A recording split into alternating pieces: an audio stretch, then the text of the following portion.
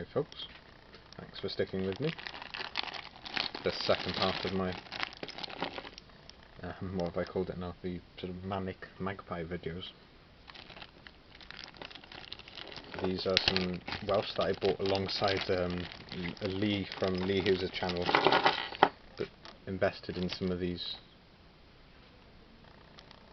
quite recently.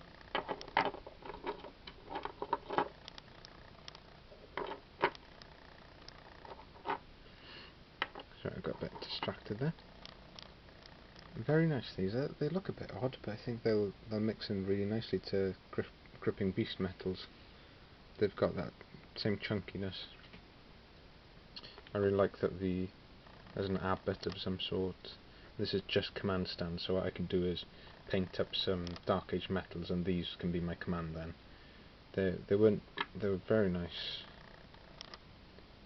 There's something about them that they're almost polished. You know, you can buy some metals and they're very dirty and there's a lot of dust, and these have just got nothing on them. They're just shiny. And they've got a Welsh chieftain there. Really nice. And plenty of shields, and they're almost like the Pictish ones. So perfect for my Godolphin, my sort of Old North Welsh. I ordered them and didn't have the urge to paint them up. I must have had an ongoing project. I think Dark Ages for me is going to be something more depths of winter, you know, when maybe I'll find something to read that is Dark Ages themed. We had a good little bout of saga in the winter, that was always good, and there was one guy down at the club that was big into his Arthur conspiracies and stuff. That was very funny.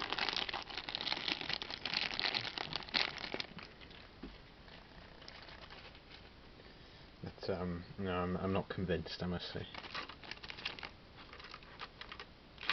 From my research, Arthur comes up that when I was doing the Godolphin, the Old Welsh poem and the ancestry lines, but what you have to remember about the Old Welsh sort of genealogies and things, they were actually made to justify someone's blood claim, so it's quite easy for someone just to input, you know, mythical names and things, and people that perhaps didn't exist.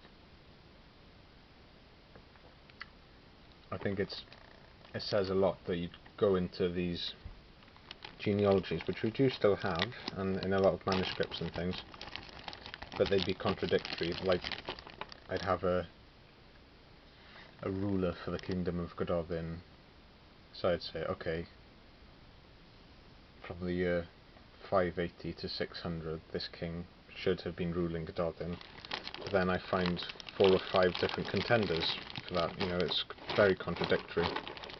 One reason I gave my dissertation was that they were ruling smaller sub-kingdoms, and then you'd have more of an overruler, based at Edinburgh or Dunedin. That's potentially, and then you have like Lothian as a sub-kingdom, and you have like the immediate area around Edinburgh is like a sub-kingdom. And then there's Manawg Godolphin, which is like, not sure what the translation is into English, but it's like west of Edinburgh, like on the mouth of the what's that word in English? I know what it is in Welsh. You know, the Forth estuary. You know, is it Firth of Forth? That might be the Welsh word. I'm not sure. It's easy to get confused. Ooh, these are nice. French Line Infantry Foundry. Ooh, these have got this sort of tall headgear. Is that indicative of the earlier, potentially Voltigeurs or Grenadiers, with a very tall? They're pre-1812, I think these might be. There might be some more Voltigeurs. They've got the sort of carbines rather than. Well, they don't have bayonets and things. Anyway, I think I've got a mixture here that needs to be better organised. Oh, he's a very nice figure. Let me just show you him for a second.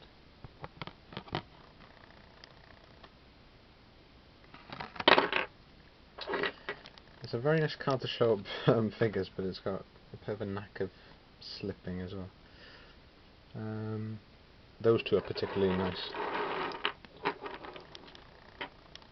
Let's see now. You could have had a tripod that wasn't really a tripod, that it was just like a fixed, almost like a box, and then you could put it over, and then you'd have like a view like more like that. I think that would be good.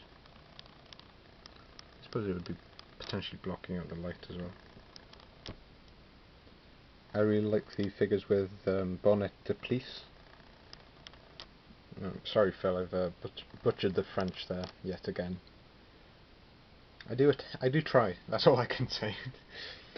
It would be as a bonnet de police.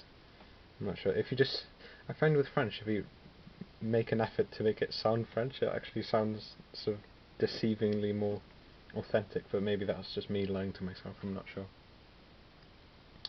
If you say it in a sort of dodgy British accent, it never helps, does it? There we go. Yet another very nice battalion to do. Because of the mixture though, is it? Well, it's good in some way. I've got so many Perry and Victrix plastics now that I can do so many things, and these are just miniatures that I'm going to be able to flesh out my battalions with. And I suppose it's nice to have that ragtag look. What I've thought about for quite some time is, does it need to be so rigid? All these equipment changes that happened and the various regulations that came in. Were they really able to afford to outfit every battalion with these brand new things, or is it more of a gradual change? I think that's something to think about. What's next? This one I won't show in full. This is a full French Line Infantry battalion, and that is in regulation post 1812, so that's perfect for Peninsular War, maybe Waterloo? I tend not to do Waterloo actually, I want to do everything else. Waterloo's the only thing that doesn't particularly interest me. I'd obviously wargame it if I had a chance with someone else, but it's not something that immediately strikes my fancy. Okay, and that is the Napoleonics done for now. I'll show them. That said, that's a blatant lie. Nope. Got another sort of mixture here. Might as well show these very quickly. There's an unopened blister pack there of Warlord Games metals, British rifles. I've already painted about 30 of these up already. Those are going to be painted up, but probably just sold right away. I've got enough for skirmish war games. There's only so many riflemen you can have. It's probably the wrong thing to say, but it's true. I don't want to paint endless amounts of that. I wouldn't buy more, let's just say that. These are from Martin's collection. He's very kindly given me a lot of his old lead figures, and that's something I need to show you guys sometime. And when things calm down and I've gone through my other metals, those are something I'm going to be cleaning up and painting on. And these are some of his castings, some lead castings. I think they're the Prince August molds. I think those two are potentially some that he's done. He's done cast them with old lead fishing weights and things. So thank you very much for them, Martin, and I will be painting them up this year. I'm going to put a goal for this year. It's difficult to make promises because I have so much stockpiled. And there's one figure there that I've picked up. Sometimes you can buy individual figures on eBay, and he's just quite a nice figure. A German officer. Just the job. I think he's armed with an MP40. Really like his greatcoat. He'll do a good bolt action commander. Or Chain of Command. Chain of Command is in a game that they play at the Carmarthen Club, which is called the Carmarthen Old Guard. I've had lots of good games with them recently. We did Blitzkrieg Commander version 4. That's Peter's Bread and Butter, and that was a fantastic game. I had such a good game, I ordered a starter army for Blitzkrieg Commander the next morning, and that's the Russians, because Peter already has the Germans, and I've elected to use Pendragon 10mm for that. So they're just being cast and sent to me. I was going to send these out to Jim for his Punic Wars collection, but it seems he already has them. These are two versions of Hannibal, mounted and dismounted, from Crusader Miniatures. It's worth keeping an eye out, especially around January. I'm not sure how much summer sales they do, but Crusader and Artisan are very good. I suppose it's the North Star family, but I tend to get some good deals in there. What's nice about those is they're like sister companies. You can make a large order from North Star and Crusader and Artisan, and it'll be all in one basket under the sort of North Star label. So you could get Artisan Germans and Crusader Germans, which tend to be the early war stuff, and they're the same sculptor, it seems.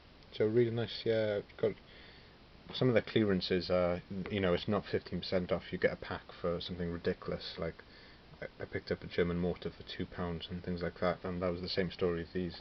I think I got this pack for £3, very nice. And that's just going to be for a display piece, I think, for a Hannibal. I think I'll sell on the mounted Hannibal and maybe keep a dismounted one for myself. We'll see how that goes. That'll keep me occupied one evening.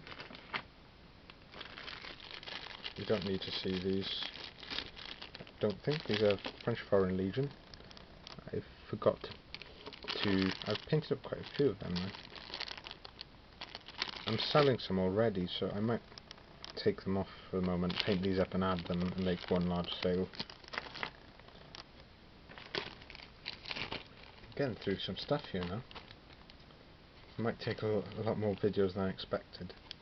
Sorry that I've had to cut this into shorter clips, but it's just the video length that I tend to get 13 minutes out of an ordinary camera clip. For some reason I've tried to change it. The alternative is to edit them together in Shotcut and upload these huge videos, but it's not very realistic for me. I want to be doing other things basically.